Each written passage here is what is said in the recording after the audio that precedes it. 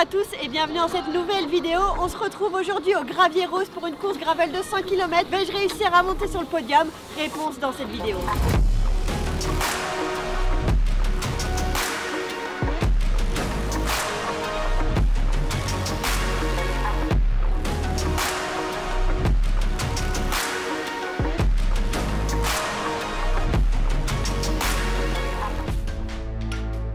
Direction Thouars dans les Deux-Sèvres pour cette course que je vais faire pour la première fois, mais c'est surtout la première fois que je vais faire une course avec mon Van Rissel GCR. Si vous n'avez pas encore vu la vidéo, j'ai sorti une vidéo dédiée il y a 2 jours sur ma chaîne YouTube. Je vous présente le vélo dans tous ses détails, donc si vous ne l'avez pas encore vu, je vous mets le lien dans la description. Je suis hyper impatiente de pouvoir rouler durant cette course avec mon GCR pour voir ce que ça va donner, mais d'ailleurs je tiens à faire une petite précision puisque j'avais récupéré le vélo il y a pas longtemps, donc je n'avais pas encore eu le temps de faire mon étude posturale. Je vous fais un petit point sur ma santé pour que vous ayez vraiment tous les éléments en tête. Il se trouve qu'à ce moment-là, je sortais d'un très gros rhume, même honnêtement, j'étais encore bien enrhumée. En plus, je suis très embêtée par mes allergies, donc c'est vrai que physiquement, je me sens pas au top de ma forme. Je crois que c'est la première fois que je prends le départ d'une course en étant malade, donc j'espère que ça va pas trop m'impacter. Et avant d'aller sur la ligne de départ, je vais prendre quelques instants pour vous parler de mon compteur Dura de chez Coros. Ce petit compteur Dura, vous connaissez à bien le connaître puisque ça fait maintenant 1 an que je l'utilise, donc aujourd'hui, j'avais envie de vous parler d'une fonctionnalité toute particulière que je trouve vraiment hyper pratique. Effectivement, pour importer une trace sur votre compteur, c'est hyper simple et rapide. Pour cela, il vous suffit tout simplement d'ouvrir Strava, de trouver un itinéraire et de l'enregistrer dans vos favoris. Et une fois que vous allez vous rendre dans l'application Coros, cet itinéraire sera directement enregistré sur l'application. Alors à partir de ce moment-là, c'est hyper simple puisqu'il suffit tout simplement de l'envoyer directement sur votre compteur. La manipulation, elle prend moins d'1 minute, donc même si vous le faites en last minute avant de partir rouler, vous aurez largement le temps de le faire. Bon allez, pour le test, on chronomètre ensemble combien de temps ça va me prendre.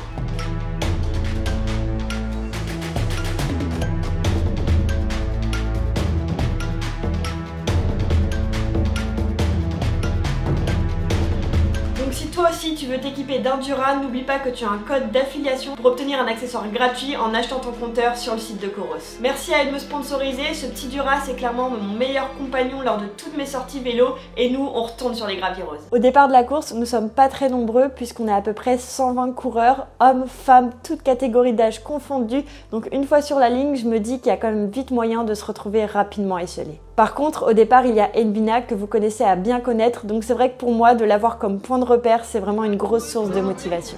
2, 1, c'est parti.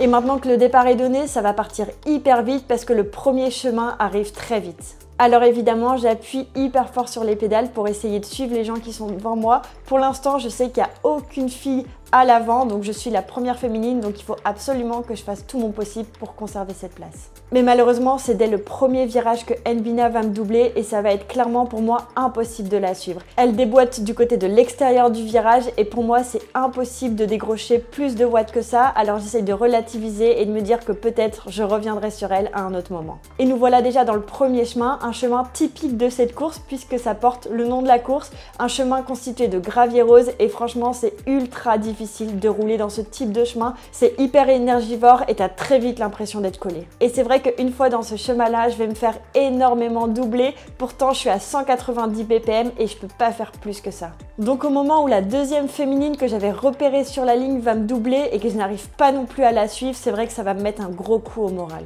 Je suis à 400 watts dans les relances après les virages, à plus de 250 watts dans les lignes droites et ça ne suffit pas. Vraiment, je suis plafonnée, moi j'arrive pas à donner plus de watts et les gens autour de moi roulent beaucoup plus vite que ça, donc j'arrive à me mettre dans la roue de personne. Alors voilà 5 minutes que nous sommes partis et il y a déjà plus personne autour de moi. C'est vrai qu'un petit peloton de 120 coureurs au départ, ça aide pas du tout à trouver des groupes. C'est vrai que maintenant on commence à être un peu habitué aux grosses courses gravel comme les Coupes du Monde où on est des milliers, donc c'est vraiment évident, il y a toujours du monde partout, donc je peux toujours trouver des roues, mais là avec 120 coureurs et un départ aussi catastrophique que celui-ci, eh bien au bout de 5 minutes de course, me voilà déjà toute seule. Heureusement, dans la première difficulté du circuit qui arrive au kilomètre 6, une côte d'une centaine de mètres avec des pourcentages bien pentus, je vais réussir à revenir sur un petit groupe. Ça va vraiment m'aider à maintenir un bon rythme avec l'espoir de réussir à basculer avec ces coureurs-là.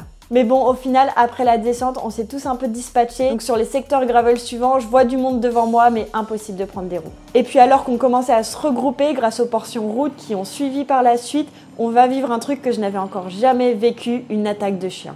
Alors qu'on vient de quitter la route principale et qu'on vient de passer sous un pont, on va croiser des promeneurs avec 2 chiens qui, au moment où on va passer avec notre petit groupe de 5-6 coureurs, vont complètement péter un câble.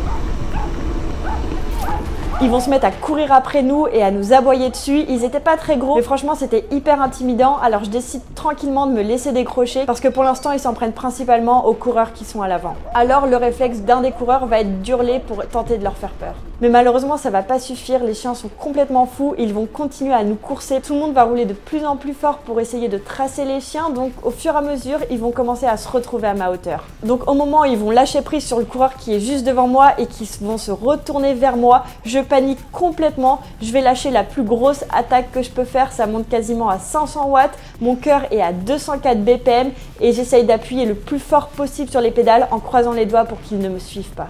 Et heureusement, suite à ça, les chiens vont enfin décider d'abandonner et de nous laisser tranquilles. Mais moi, je suis complètement à bloc. J'ai la bouche grande ouverte, je n'arrive plus à respirer. Donc à ce moment-là, il y a une petite bête volante qui va décider d'en profiter pour sprinter au fond de ma gorge. Donc après avoir survécu à ces chiens, je suis en train de m'étouffer complètement. Mais heureusement, rien de grave et je vais vite m'en remettre. Donc au final, après toutes ces péripéties, il ne va me rester qu'un seul compagnon de route, ce cycliste en orange, et je vais essayer de le tenir le plus longtemps possible. Mais au final, il était vraiment meilleur que moi techniquement, donc je vais le suivre pendant quelques kilomètres, puis je vais me retrouver seule. Alors parfois, je vais quand même l'avoir de nouveau dans mon champ de vision, donc ça reste quand même motivant de voir encore des cyclistes autour de soi, mais à ce moment-là, je réalise que j'ai même pas encore fait un quart de la course et que ça risque d'être très long. Au fond de moi, je me sens tellement seule que j'ai même plus l'impression d'être en train de faire une course et que je suis seulement en train de me battre avec moi-même. On va enchaîner chemin de gravier rose, portion sur route, chemin de halage, portion en sous-bois et finalement les kilomètres ils défilent pas très vite, je me sens extrêmement seule, déjà bien fatiguée, donc je sais que la journée va vraiment être longue. Et c'est d'ailleurs dès le kilomètre 35 que je vais me faire doubler par le groupe de tête de ceux qui faisaient la course de 70 km et qui sont partis 15 minutes après moi. Et finalement ce petit groupe-là, je vais le revoir pas très longtemps après puisqu'ils vont repasser devant moi après s'être trompés de chemin. Mais moi de mon côté, je continue la course en étant toute seule. On va avoir une portion ultra boueuse sur le parcours, on est au kilomètre 45 et à ce moment-là, je regrette pas du tout d'avoir mes Panaracer X1 avec des petits crampons en section 45, ce qui me permet d'être vraiment beaucoup plus à l'aise dans ce genre de portion. Par contre, évidemment, avec ce type de pneus, ça explique aussi pourquoi j'ai eu du mal à suivre les coureurs en début de course. Alors bien évidemment, je suis fatiguée, enrhumée et un peu malade, mais la plupart des coureurs avaient quand même des sections beaucoup plus fines, avec moins de crampons, ce qui leur permet vraiment d'avoir un meilleur rendement que moi.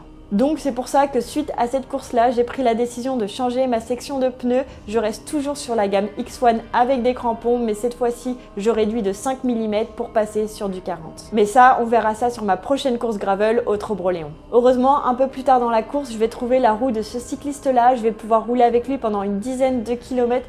Et honnêtement, ça fait vraiment du bien au moral parce qu'à ce moment-là, je me concentre sur une chose, rester dans sa roue. Donc les kilomètres, ils passent beaucoup plus vite. Pour cette course de 100 km, on avait une première boucle de 75 km à faire et après avoir passé la ligne, nous partions pour une deuxième boucle de 25 km. Donc forcément, au moment où je passe la ligne, je suis hyper soulagée de savoir que le plus dur et le plus long est derrière moi et que maintenant, je n'ai vraiment plus qu'à me focus sur ces 25 derniers kilomètres, ce qui donne à peu près 1 heure de vélo avant d'en avoir fini.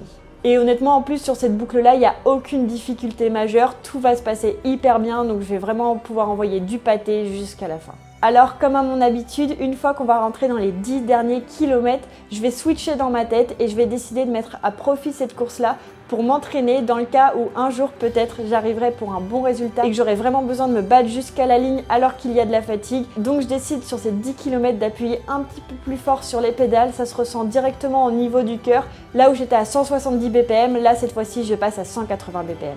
Et puis en plus sur ces derniers kilomètres, je vais aussi rattraper quelques personnes, donc ça c'est hyper motivant pour en remettre une couche supplémentaire. Et ce qui va me faire trop rire, c'est qu'à moins de 3 km avant l'arrivée, je vais apercevoir mon beau-père, le père de Quentin, arrêté sur le bas-côté. Je vais te battre! Et donc je me dis qu'à ce moment-là, si je peux réussir au moins une chose sur cette course-là et réussir à battre mon beau-père, ce serait un vrai challenge et une vraie réussite. Même si évidemment il a un bien meilleur niveau que moi, c'est vrai que pour moi c'est assez drôle de pouvoir passer la ligne d'arrivée avant lui.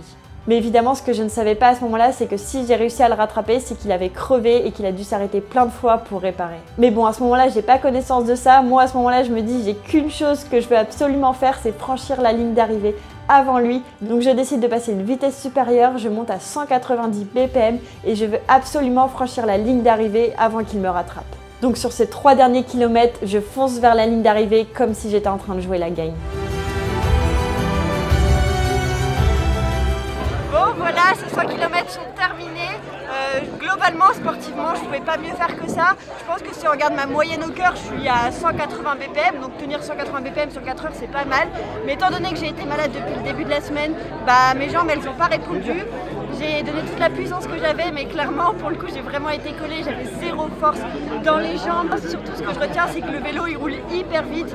Parce que faire cette moyenne-là, en ayant fait 4 heures toute seule et en ayant une moyenne de watts catastrophique, franchement, j'ai pris trop de plaisir. La trace, elle était trop bien. Genre vraiment, j'ai kiffé rouler sur le parcours. Donc, c'était pas la course de ma vie, mais en tout cas, j'ai tout donné ce que je pouvais pour faire le meilleur résultat possible. Donc je suis quand même contente.